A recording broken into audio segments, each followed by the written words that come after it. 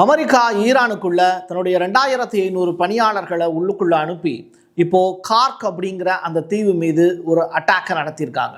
இதனால ஏற்பட்டிருக்கக்கூடிய பாதிப்பு ஈரானுக்கு எந்த அளவிற்கு மோசமானது அப்படிங்கிறத தான் இந்த வீடியோவில் நம்ம பேச போகிறோம். ஈராக், தைவான் இந்த 2 நாடுகளை இப்போ குறி வச்சு அட்டாக் நடத்திக்கிட்டு இருக்காங்க ஈரான். ஈராக் ஓகே, ஈரானுக்கு பக்கத்தில் இருக்குது. தைவானுக்கும் இதுக்கு என்ன சம்மந்தம் பிரசாத் அப்படிங்கிற கேள்வி உங்களுக்குள்ளே இருக்கும்ல, அதற்கான பதில் தான் இப்போ நம்ம பார்க்கலாம். அது மட்டும் இல்லை, இது கொஞ்சம் புதுசாக இருக்கே அப்படின்னு நீங்கள் யோசிக்கலாம். பட் பூகோள அரசியலில் எதுனாலும் நடக்கலாம். டீட்டெயிலாக பேசுவோமா? வாங்க பார்க்கலாம் உறவுகளே. இது பிரசாத் சிக்னேச்சர். உங்களுடைய தொழில் சம்பந்தமான விளம்பரங்களை நமது சேனலில் ஒளிபரப்ப உங்களுக்கான அருமையான வாய்ப்பு.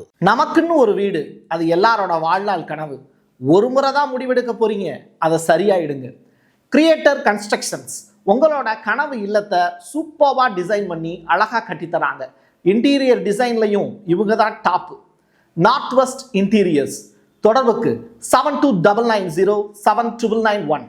ட்ரம்ப் பொய் சொல்லுவார்னு எல்லாருக்குமே தெரியும். ஆனால் அவர் எந்த அளவிற்கு பொய் சொல்லுவார் அப்படின்னா, எதிரிகள் வலிமையானவங்களாக கூட இருப்பாங்க, ஆனால் அவன் கிடக்கான், அவனை ஈஸியாக நம்ம அடிச்சிடலாம் அப்படின்னு தான் பேசுவாங்க. ஏன்னா அதுதான் அமெரிக்காவோட ஸ்டைல். நான் பெரிய ஆள், அவன் இப்படி தான் இருந்தாலும் அவன் சின்ன பையன்தான் அப்படின்னு நினைப்பாங்க.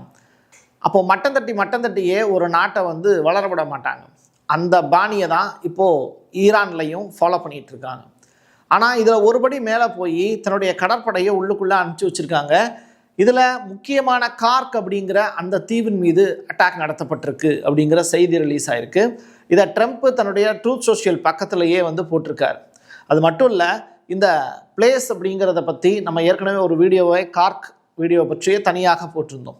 அது எந்த அளவிற்கு முக்கியமான ஒரு இராணுவ தளம், அது எந்த அளவிற்கு முக்கியமான எண்ணெய் சேமிப்பு கிடங்கு, எக்ஸ்போர்ட் பண்ணுறதுக்கான மிக முக்கியமான கால்வாய், இது எல்லாமே அந்த கார்க் தீவில் தான் அமைஞ்சிருக்கு.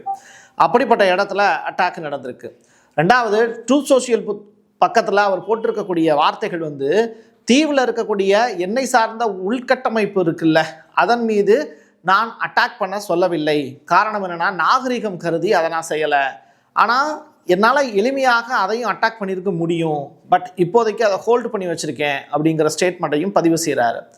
ஒருவேளை ட்ரம்ப்புக்கு ரொம்ப இறக்க குணமோ அப்படின்னு நீங்கள் நினைக்கலாம். அதுக்கு பின்னாடி சில காரணங்கள் இருக்குது. எப்படி அட்டாக் பண்ணாங்க அப்படிங்கிறது தொடர்பான காட்சிகளை இப்போ அமெரிக்கா வெளியிட்டிருக்காங்க. இது கார்க் அப்படிங்கிற அந்த தீவுக்குள்ள அமெரிக்காவினுடைய கடற்படையிலிருந்து வெளியில் வந்த அந்த இராணுவ வீரர்கள் நடத்தி இருக்கக்கூடிய தாக்குதல். இது எனக்கு என்னமோ தரைப்படை நடத்திய தாக்குதல் மாதிரி தெரியல, இது ஏர் ஸ்ட்ரைக் மாதிரி தான் இருக்குது. தரைப்படை அனுப்பிச்சிருக்காங்க 2500 வீரர்கள். அவங்க எந்த இடத்துல மறைஞ்சிருக்காங்க அப்படிங்கிறது தெரியல. ஸ்ட்ரெயிட் ஆஃப் ஹார்மஸை மூடிட்டாங்க, எல்லாருக்கும் தெரியும். பட் இந்த கார்க் தீவுலையும் அட்டாக் பண்ணியிருக்கிறதுனால எண்ணெய் விலை பயங்கரமாக உயர்வதற்கான வாய்ப்பு இருக்குது அப்படின்னு இப்போ ஈரான் உலகத்தை அச்சுறுத்தலுக்கு உள்ளாக்குறாங்க. அது மட்டும் இல்லை, மத்திய கிழக்குக்கு தயாராக இருக்கக்கூடிய ஒரு முக்கியமான கடற்படையினர் இப்போ ஈரானுடைய உள்ளுக்குள்ளேயே டைரக்டாக என்ட்ராகிறதுக்கான வாய்ப்பு இருக்குது. இது இந்த தரைப்படை உள்ளே என்ட்ரானாங்கன்னா ஈரானுக்கும் அமெரிக்காவுக்கும் இடையில் ஒரு பெரிய வார் நடக்க போகுது. இதில் ஏகப்பட்ட பலி எண்ணிக்கை அப்படிங்கிறது கவுண்ட் பண்ணிக்கிட்டே இருக்க வேண்டியது தான். இதுதான் இன்றைக்கி இருக்கக்கூடிய போர் வியூகம் வகுக்கக்கூடிய உலக பகுப்பாய்வாளர்கள் அச்சப்படுறாங்க. சரி, இந்த கார்க் தீவில் என்ன பாதிப்பு ஏற்பட்டிருக்கு, எவ்வளவு அட்டாக் நடந்திருக்கு அப்படின்னு சொல்லி செக் பண்ணி பார்க்கும்போது 15க்கும் மேற்பட்ட முறை இங்கே அட்டாக் நடந்திருக்கு, வெடிப்பு ஏற்பட்டிருக்கு. இது எல்லாமே ஒரு மேன்ட்ட இருந்து வெளியாகக்கூடிய அந்த துப்பாக்கி தோட்டாக்கள்னால ஏற்பட்டக்கூடிய பாதிப்பு அல்ல. இது முழுக்க வான் பாதுகாப்பு மூலியமாக தான் ஏர் டிஃபென்ஸ் சிஸ்டம் வச்சு தடுக்கிறதுக்கு ஈரான் ட்ரை பண்ணியிருக்காங்க. பட் ஏர் ஸ்ட்ரைக்காக தான் இது நடத்தியிருக்காங்க அப்படிங்கிறத ரிப்போர்ட் ஃபைலாக இருக்குது. ரெண்டாவது, ஜூசான் அப்படிங்கிற அதுக்குள்ளேயே இருக்கக்கூடிய கடற்படை தளம், விமான நிலைய கட்டுப்பாட்டு கோபுரம், ஒரு ஹெலிகாப்டர் ஹேங்கர் உள்ளிட்ட இடங்கள்லாம் அட்டாக் செய்யப்பட்டிருக்கு. தொடர்ச்சியாக இவங்க செய்யக்கூடிய செயல்கள் அப்படிங்கிறது நிச்சயமாக கார்க் தீவை கைப்பற்றுவது தான் இவங்களுடைய நோக்கம். ஆனால் 2500 பணியாளர்களும் உள்ளே போயிட்டாங்க அப்படிங்கிறத இன்னும் அமெரிக்கா கன்ஃபார்ம் பண்ண முடியல. அவங்க என்ட்ராயிட்டாங்க அப்படின்னா அவங்கள அமெரிக்காவினுடைய இராணுவத்தை ஈரான் அடிக்க ஆரம்பிச்சிருவாங்க இல்லையா? அப்படிப்பட்ட நிகழ்வு நடக்கும்போது அதுதான் ஒரு பெரிய வாருக்கான சூப்பரான ஒரு இமேஜஸாக வீடியோவாக நமக்கு இருக்கும். ஏன்னா மனிதனும் சண்டை போட்டு 1000 வருஷத்துக்கு மேலே ஆயிடுச்சு. இப்போ எல்லாமே ஒரு நாட்டில் இருந்து இன்னொரு நாட்டுக்கு டைரெக்டாக அணுகுண்டுகளை ஏவிட்டு போயிடுறாங்க. இதில் என்ன பெரிய வீரம் இருக்குது அப்படின்னு தெரியல. ஸோ டைரக்டாக ஒரு பர்சன் இன்னொரு பர்சனை அடிக்கும் போது ஏற்படக்கூடிய காயம், வலி, வேதனை இதுதான் இங்கே காட்சிப்படுத்தப்படாமல் இருக்குது. ஃபார்ஸ் அப்படிங்கிற அந்த செய்தி சேனல் ஒரு முக்கியமான ஸ்டேட்மெண்ட்டாக இப்போ ரிலீஸ் பண்ணியிருக்காங்க. அதாவது இப்போ ட்ரம்ப் வந்து அட்டாக் பண்ணதாக சொல்கிறாருல கார்க் தீவில், அதை அட்டாக் பண்ணதுக்கு பிறகு 1 மணி நேரம் கழிச்சும் கூட எண்ணெய் கிடங்குகளுக்கு எந்த பாதிப்பும் ஏற்படலை, அது ஒரு சேஃப் அண்ட் செக்யூர்டாக தான் இருக்குது, சில இடங்கள்லாம் அட்டாக் செய்யப்பட்டிருக்கு, அதை ஈரான் வந்து சரி செஞ்சிரும் அப்படிங்கிற நம்பிக்கையே கொடுத்துருக்காங்க. ஸோ ஃபார்ஸுங்கிற அந்த நியூஸ் ஏஜென்சி வெளியிட்டிருக்கக்கூடிய செய்தியையும் உங்கள் முன்னாடி கொண்டு வந்து வைக்கிறேன். கார்க்கில் உள்ள என்ட்ராய்ட்டு காலை வச்சுட்டு ஏன் அமெரிக்கா பேக் அடிச்சிச்சு அப்படிங்கிற அந்த காரணம் என்ன அப்படிங்கிறத தேடும்போது அதுக்கு காரணம் சைனாவாக இருக்கலாமோ அப்படின்னு தோணுது. தைவானுக்கு பக்கத்தில் சீனா ஆயிரக்கணக்கான மீன்பிடி படகுகளை கொண்டு போய் நிப்பாட்டினாங்க. அதுக்குள்ளே எல்லாமே சைனீஸ் வீரர்கள் இருக்காங்க. சீனா மிதக்கும் படைகளை கொண்டு போய் நிப்பாட்டின உடனே அது 200 மைலுக்கு நீளமாக இருக்கக்கூடிய ஒரு ஏரியா. அந்த ஏரியாவில் ஃபுல்லாகவே படகுகள் நிப்பாட்டின உடனே தைவானுக்கு பயம் வந்துருச்சு. உடனே அமெரிக்காவுக்கு ஃபோன் பண்ணி, ஒருவேளை சீனா எங்கள் மீது போர் தொடுத்தது அப்படின்னா அதுக்கு நீங்கள் தான் பாதுகாப்பு கொடுக்கணும் அப்படிங்கிற ரெக்வஸ்ட்டாக வச்சுருப்பாங்க. இப்போது கிழக்கு சீன கடலில் 1400 படகுகள் மொத்தமாக கூடுச்சுன்னா எப்படி இருக்கும் கொஞ்சம் கற்பனை செஞ்சு பாருங்கள். அப்போ இந்த கார்க் தீவை அட்டாக் பண்ண போகிறாங்க அப்படிங்கிறத சீனாவுக்கு தகவல் கிடைச்ச உடனேயே சீனா ஈரானுக்கு ஆதரவாக தைவான் மீது போர் தொடுப்பதற்கான வேலையை தொடங்கியிருக்காங்கிறது தான் இங்கே நம்ம புரிஞ்சுக்க வேண்டிய விஷயம். இதுக்கு இடப்பட்ட கேப்பில் ரஷ்யாவுக்கு உதவி செய்கிறதுக்காகவும் ரஷ்யா மூலிமா உலகளாவிய அளவில் எண்ணெய் சப்ளையை இப்போ பண்ணோம்னா சூப்பராக இருக்கும், நமக்கு பிரச்சனை இருக்காதுங்கிறதுனால ரஷ்யா மீதான எண்ணெய் தடையை ரைட்டா ஒட்டுமொத்தமாக நீக்கிடலாம் அப்படின்னு ட்ரம்ப்புக்கு முடிவுக்கு வந்திருக்கார். G7 நாடுகள் இருக்குல்ல, அந்த நாடுகள் எல்லாத்துலேயும் 6 நாடுகளுக்கு ஃபோன் போட்டு ட்ரம்ப் பேசியிருக்கக்கூடிய விஷயம், G7 G8 ஒரு பீரியடில் இருந்துச்சு, நம்ம யாரை விலக்கி வச்சு வேடிக்கை பார்த்தோமோ அந்த ரஷ்யா தான் இன்னைக்கு எண்ணெய் பற்றாக்குறை அப்படிங்கிற சுச்சுவேஷன்லையும் ஈரான் நமக்கு எதிராக போர் தொடுத்துட்டு இருக்கக்கூடிய இந்த நிலைமையிலையும் ரஷ்யா தான் எல்லாருக்கும் எண்ணெய் கொடுத்து நம்மளை காப்பாற்றிக்கிட்டு இருக்காங்க. எல்லாரும் ஒட்டுமொத்தமாக சேர்ந்து எல்லாரும் நம்மளை அடிச்சிடுவாங்க. நமக்கான எரிபொருளே இப்போ ரஷ்யா தான் கொடுத்துக்கிட்டு இருக்கு போர் செய்கிறதுக்கு. அந்த வகையில் ரஷ்யாவை ஏன் வந்து G7 G8 சேர்த்துக்க கூடாதுங்கிறது தொடர்பான விஷயங்களும் பேசுபொருளாக மாறி இருக்கு.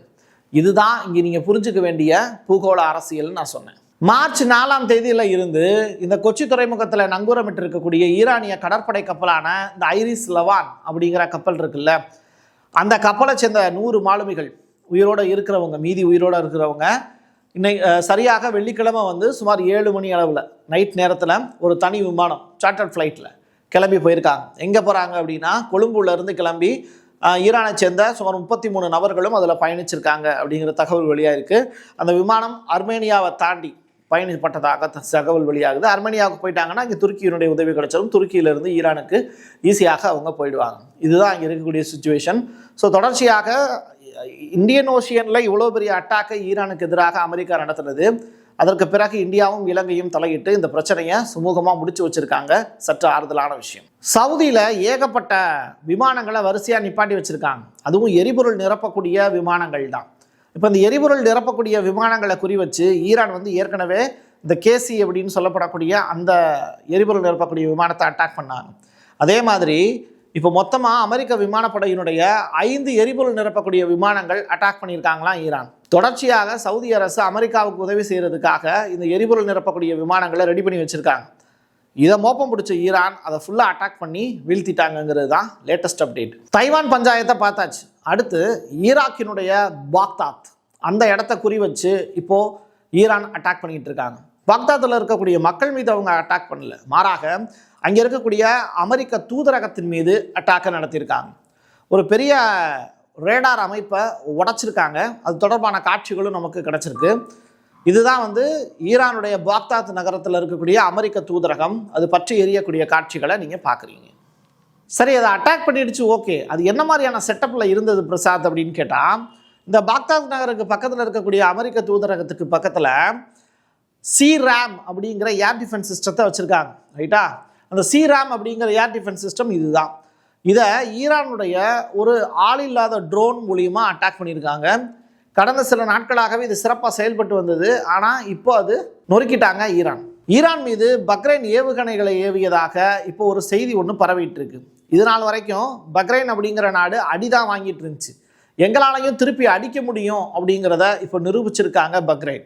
அது மட்டும் இல்லை, இது வந்து வளைகுடா நாடுகளில் இருந்து ஈரானுக்கு எதிராக பறந்த முதல் அடி. இதுதான் அமெரிக்கா வழங்கிய உபகரணங்களை பயன்படுத்தி தான் பக்ரைன் இந்த அட்டாக்கை நடத்தியிருக்காங்க அப்படிங்கிற செய்தி வெளியாகுது. இது தொடர்பான காட்சிகளும் ரிலீஸ் ஆயிருக்கு. இது ஒரு முக்கியமான தளம். அந்த இடத்துல இப்போ பக்ரைன் வந்து டைரக்டா மிசைலை ஏவக்கூடிய காட்சிகள் அரங்கேறுது. நல்லா இதை கவனிச்சு பார்த்தீங்கன்னா தெரியும், பறவைகள் இங்கிருந்து பறக்குது. ரைட்டா? போர் தொடர்ச்சியாக நடந்துகிட்டு இருக்கிற நேரத்தில் நல்லா கவனிச்சு பாருங்க, பக்ரைனில் இருந்து முதல் ஏவுகணை ஏவுனதுக்கு பிறகுதான் அங்கே மேலே வந்து பறவைகள் பறந்த காட்சிகளை பார்த்தீங்க. அப்படின்னா என்ன அர்த்தம்? இதுக்கு முன்னாடி அந்த இடத்துல அப்படி ஒரு நிகழ்வே நடக்கலை. இப்போதான் முதல் முறையாக பக்ரைனில் இருந்து ஒரு ஏவுகணை பறக்கிறத பார்த்துட்டு பறவைகள்லாம் இடத்த காலி பண்ணுது. இதே மாதிரி தான் ஈரானுடைய கடல் எல்லையாக இருக்கட்டும், ஈராக்கில் இருக்கக்கூடிய மிக முக்கியமான இடங்களாகட்டும், இந்த எந்த இடத்துலையுமே பறவைகள் வாழ்வதற்கான வாய்ப்பையே இந்த போர் மேகங்கள் ஏற்படுத்தி கொடுக்கவே இல்லை. ஒட்டுமொத்த வான் கட்டமைப்பையுமே இந்த மனிதர்கள் குத்தகைக்கு எடுத்து வைத்திருக்கிறார்கள். அதில் இயற்கை படாத பாடுபட்டு கொண்டு இருக்கிறது. அதில் பறவைகளுடைய நிலைமை தான் மிகவும் மோசமானது. என்ன நடக்குது அப்படிங்கிறதே அதுகளுக்கு புரியல. என் கையெழுத்து என் மக்களுக்கான உறவுகளை மீண்டும் ஒரு பதிவில் சந்திக்கலாம். நன்றி, வணக்கம். உங்களுடைய தொழில் சம்பந்தமான விளம்பரங்களை நமது சேனலில் ஒளிபரப்ப உங்களுக்கான அருமையான வாய்ப்பு. Prasad signature media broadcasting private limited. நீங்க நியூஸ் ரீடரா மாறணுமா, கண்டென்ட் கிரியேட்டரா உருவாகணுமா, சேட்டலைட் சேனல்ல ரிப்போர்ட்டரா வேலை பார்க்கணுமா, டாக்குமெண்ட்ரி மேக்கிங்ல இருந்து ஜேர்னலிசம் பற்றிய முழுமையான பயிற்சி பெற உங்களுக்கான அருமையான வாய்ப்பு. எங்களை தேடி வாங்க. ஆன்லைன் மற்றும் நேரடி பயிற்சி வகுப்புகளும் சர்டிபிகேட் கோர்ஸாவை கத்துத்தரும். மீடியா துறையில் 10 ஆண்டுகளுக்கு மேல அனுபவம் உள்ளவர்கள் பயிற்சி கொடுப்பார்கள். வாய்ஸ் ஓவர் தொடங்கி வாய்ஸ்லெஸ் பீப்புளுக்காக உங்களை சிறந்த ஜேர்னலிஸ்டா உருவாக்க வேண்டியது எங்களோட பொறுப்பு. ஸ்கூல்ஸ் அண்ட் காலேஜஸ்ல ஜூனியர் ஜேர்னலிஸ்ட்ங்கிற பேர்ல ஒர்க் ஷாப்பும் கண்டக்ட் பண்ணி கொடுக்கிறோம். மோட்டிவேஷனல் ஸ்பீக்கரா கடந்த 15 ஆண்டுகளா கல்வி நிறுவனங்களுக்கு நிகழ்ச்சிகளும் நடத்தி தரோம். தொடர்புக்கு 9944790333 94493594 prasadsignature@gmail.com. நமக்குன்னு ஒரு வீடு, அது எல்லாரோட வாழ்நாள் கனவு. ஒரு முறை தான் முடிவெடுக்க போறீங்க, அதை சரியாயிடுங்க. கிரியேட்டர் கன்ஸ்ட்ரக்ஷன்ஸ் உங்களோட கனவு இல்லத்தை சூப்பர்வா டிசைன் பண்ணி அழகா கட்டித்தராங்க. இன்டீரியர் டிசைன்லையும் இவங்க தான் டாப். North west interiors. தொடர்புக்கு 7299079991.